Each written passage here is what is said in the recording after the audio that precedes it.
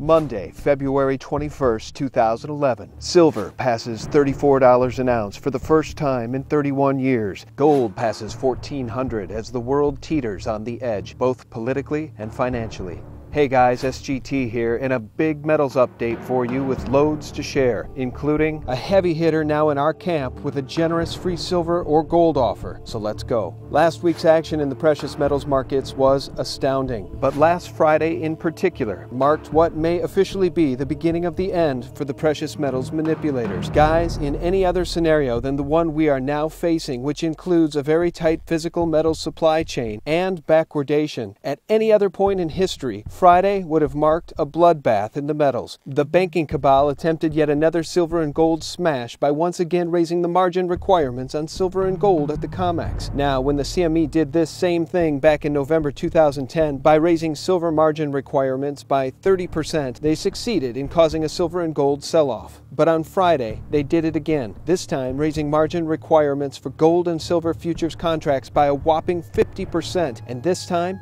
the metals went up. Something fundamental has changed, and it may spell the end for Blythe and her metals manipulation scheme. And for those who still think a top in the metals prices must surely be near, Jim Sinclair from JSMindset.com reminds us, when the major buyers of your debt become sellers, the Fed becomes the buyer of last resort. China has sold billions of dollars in U.S. Treasury bills for the second month in a row, and Sinclair reminds us this is why QE must go to infinity. Matt Taibbi of Rolling Stone magazine asks the question, why isn't Wall Street in jail? According to a former Senate investigator, everything's effed up and nobody goes to jail. End of story. And Jim Willey notes that the silver market shortage has grown acute. A massive increase in silver bullion demand from China confirms the Asian bull market in silver is intact. Annual sales totals show a four-fold rise in silver demand from 2009 to 2010. Are you starting to get the picture? Now guys, as we see $1 and $2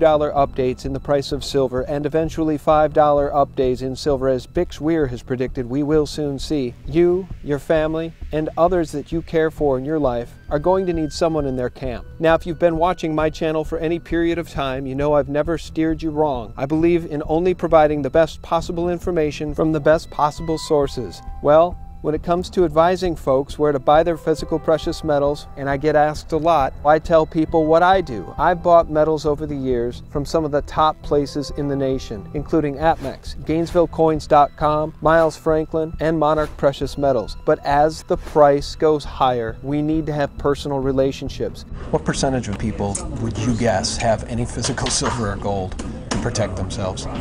A very low percentage. Very low percentage. So where does that put the average Joe, you know, if the dollar collapses? A want. He would want. He better know somebody. Now guys, I'm very pleased to report that we now have someone in our camp. We've got a heavy hitter. We've got the CEO, Andy Schectman of Miles Franklin on the phone, and he's going to take some time to talk with us and provide all of you a very special offer. And incidentally, the first bars I've ever bought of silver, the 10 silver bars you see before you on the screen right now, I bought from Miles Franklin. Andy, I want to thank you so much for taking the time to speak with us. My pleasure, Sean. Andy, now we're seeing out of the World Bank's Food Price Watch, they're confirming that the global food price index has increased 15% just since October 2010. That's just 4 months, Andy, and that's 60% annualized global food price inflation. It's really all happening now, isn't it, Andy? It is, but most people wouldn't know, as the government CPI, their traditional measurement of inflation, conveniently excludes that. Most people would tell you that there is no inflation. In every traditional sense, they're hiding it, whether it be talking about the price of energy or the price of fuel or the price of food. The things that are basic staples of everyday life are excluded in a very convenient way, much like most of their statistics, to make us think that the end of the recession is here and that growth in the economy is beginning to show itself, all of which I think is insidious in the way that they deceive everybody. Andy, we're just really glad to have you because everybody needs to have somebody they can trust. And I just went to the coin show again today, and I had a really strange experience. The guy that has always been sort of, my audience knows him as my guy, Craig, Well, today Craig didn't want to do business with me. He didn't want to sell his precious metals. He was down to 10 tubes of Silver Eagles left and an assortment of other junk silver. And I wanted to buy 2 tubes of those Eagles, and he didn't want to let them go.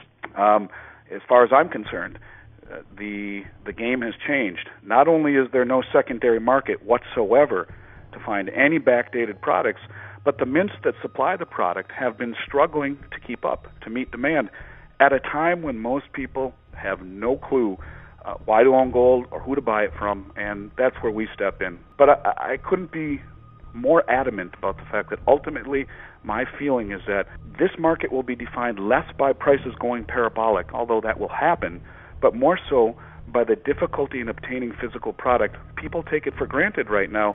I think ultimately physical possession will trump everything else, and you'll see premiums on these coins that will blow your mind. It's a situation that I think when the mainstream shies away from the paper derivatives like GLD and SLV and move towards the real physical product, a lot of people are going to be surprised to find out that there isn't any available really at any price.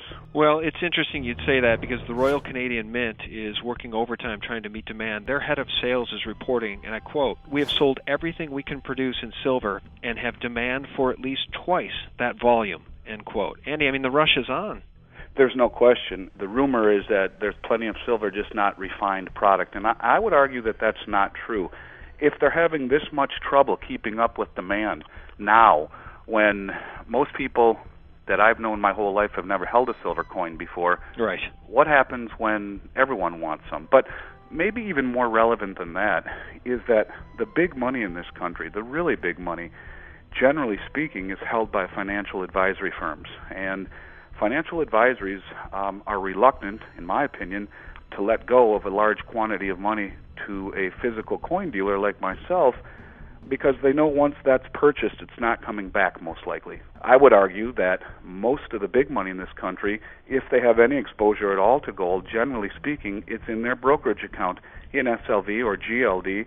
And for these people who feel they have gold and silver, they don't. What they have is a piece of paper that tracks the price and nothing else. And again, I believe that nothing trumps the physical possession, and when people at some point decide they want the real thing, my fear, my concern, just like it was in 2008, is that there'll be nothing available. Yeah, you know, you're giving me goosebumps because I know what you're saying is accurate. I know what you're saying is true.